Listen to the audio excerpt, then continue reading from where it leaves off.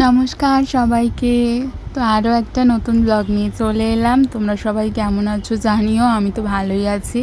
আমি প্রিয়দর্শিনী। আমার ব্লগে তোমাদের সকলকে জানাই অনেক অনেক স্বাগতম। তো সেদিন সকালে উঠে আমি বেশ খানিকটা কাজ করে নিয়েছিলাম, আর ছাদে ফুল তুলছিলাম, আর তোমাদের দেখাচ্ছিলাম যে আমার পর্তুলিকা গাছগুলো এখন বেশ বড় হয়েছে, যেগুলো একদম নুইয়ে পড়েছিল, পোকা এতটাই পরিমাণ হয়ে গেছিলো। আর আমার মা ঝিঙে গাছ দিয়েছিল, সেগুলোও বেশ লম্বা হয়েছে, সেটাই দেখাচ্ছিলাম।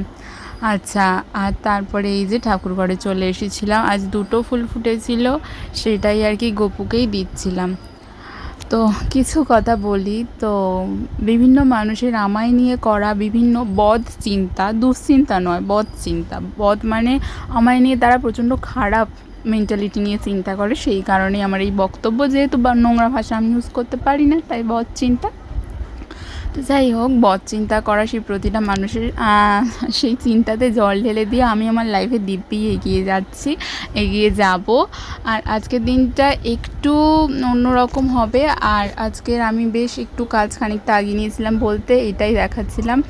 আমি ঘর, বারান্দা, সিঁড়ি, পুরো দোকান পর্যন্ত যা যা সব আমি আর কি সকালে উঠেই মুছে দিয়েছিলাম পরিষ্কার করে। কারণ কি আমার মায়ের প্রচণ্ড শরীর খারাপ ছিল। এই যে মা শাক কিনে এনেছিল, আর আমি ওই যে জিরা জল করেছিলাম সেটা খাইনি, ঠান্ডা হয়ে গেছিলো, সেটাই রাখলাম। এই যে বিস্কিটটাও সকালে পাল্টে দিয়েছি, সবই ক্লিন করে দিয়েছি। তো আমার আর কি নোংরা জিনিস একদম সহ্য হয় না। আর যেহেতু মা শরীর খারাপ, বলছিলাম মায়ের হাতে প্রচণ্ড ব্যথা করছে। আর যে মানুষটা সুস্থ থাকুক অসুস্থ থাকুক, মানে আর কি কখনো বলে না যে রান্না করে খাওয়া, এরকম ব্যাপারটা হয় না। একমাত্র খুব শরীর খারাপ হলে পারে না, তখনই বলে যে নোনো একটু ভাত রান্না করবি, তাও কি শুধু সিদ্ধ ভাত হলেই হবে, অন্য কোনো তরকারি লাগবে না। যদি হাজার একটা রান্না করি, আমার মায়ের থেকে আমার একটা অভ্যেস তৈরি হয়ে গেছে, আমি একটা দুটো রকমের তরকারি করতে পারি না। তো 4-5 রকমের তো হয়েই যায়, ভাজাভুজি তরকারি মিলিয়ে। তো যাওয়া ছিল আমার একটু কলেজে। ট্রেনটা আমি আর দেখালাম না, কেন কি প্রচণ্ড ট্রেনে ভিড় ছিল। আমি আজ 11টা 8-এর ট্রেনে গিয়েছিলাম, তাও এতটা পরিমাণে ভিড় ছিল। আর তার উপরে তো যা গরম পড়েছে। আর এই যে আমার কলেজের কাজ মিটে গেল, খুবই সামান্য কাজ ছিল, কিন্তু এমার্জেন্সি ছিল, যেতেই হতো, তাই আর কি বাধ্য হয়ে গিয়েছিলাম। তো এই যে হয়ে গেছে কাজ। আর তারপরে দেখলাম কলেজের সামনে কাকুর ফুচকা দোকান নিয়ে বসেছে। তো এই কাকুটার দোকানের ফুচকা খেয়েছিলাম সেই ফার্স্ট সেমিস্টারে। তারপরে ঠিক যেদিনই আমি ফুচকা খাবো ভাবি, মানে আমার ফ্রেন্ড সার্কেলরা যারা 1-2 জন থাকে, তারা তো সেদিনকে দেখি না কাকুটা বসে না। এই যে কুকুরটা চলে এসেছিলো আমাকে দেখে, মানে রাস্তা দিয়ে যখনই একা হাঁটি এই কুকুরটা দেখি, কলেজের মধ্যেও আর কি ঘোরাঘুরি করে। আর যখন যেদিনই একা থাকি সেদিনকেই ওকে দেখতে পাই, তা নইলেও আসে না। তো যাই হোক, সেটাই বলছিলাম। তো তাই ভাবলাম যে আজ একটু ইচ্ছাও করছিল না, কেন কি প্রচণ্ড গরম হচ্ছিলো, আমার কপাল দিয়ে বিন্দু বিন্দু সিন্ধু ঘাম জড়ো হয়েছিল। তো তাই আর কি আমি খেতামও না, তবে ভাবলাম যে একটু খাই, অন্তত মনকে স্যাটিসফাই করার জন্য।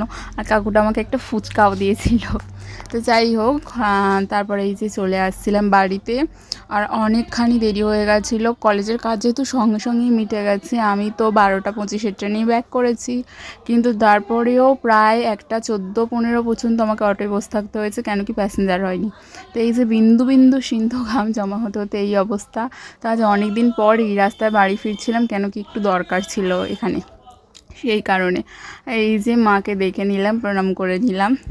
তারপর ওই যে দরকার মিটিয়ে খুব তাড়াতাড়ি বাড়ি ফিরবো। তো এই যে বাড়ি ফিরে গেছিলাম। আর আমার জন্য তো মারা অপেক্ষাই করছিল, কারণ কি একটুখানি বাইরে গেলে অপেক্ষা করে যে তাড়াতাড়ি আয়, আসলে একসাথে ভাত খাবো। তো আজকে লাঞ্চ ছিল যে শাক ভাজা, আর তারপর এটা হচ্ছে পটল চিংড়ি ছিল। আচ্ছা, তারপরে হলো এইরকম আলু আর বেগুন দিয়ে বড় বড় ট্যাংরা মাছ, ওই দেশি ট্যাংরা মাছ যেগুলো বলে, ডিমওয়ালা। আমার এই ডিমওয়ালা ট্যাংরা মাছ খেতে প্রচণ্ড ভালো লাগে। তো আমি সেদিন এতই গরম পড়েছিল, অন্য দিন হলে হয়তো 2টো খেতাম, কিন্তু সেদিন ওই 1 পিসই খেয়েছিলাম, কেন কি অন্য মাছ ছিল। এই যে এই মাছটা, এটা কী যেন নাম একটা বলেছিল, মা ভুলে গেছে, একদম কাঁটা ছাড়া, যেহেতু আমি কাঁটাওয়ালা মাছ খেতে পারি না একদম। তো আমি অর্ধেক নিয়েছিলাম, মাকে অর্ধেকটা দিয়েছিলাম। তো আজকের ব্লগটা এই পর্যন্ত।